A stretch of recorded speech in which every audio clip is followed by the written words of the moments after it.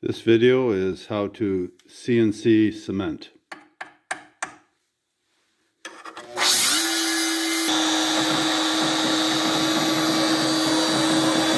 A little bit of caulking and some water, and I just smear it on.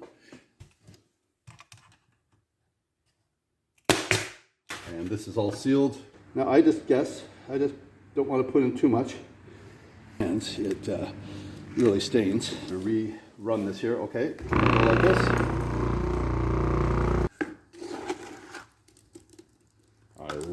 I just lay it across partial layer. I'm going to turn this on.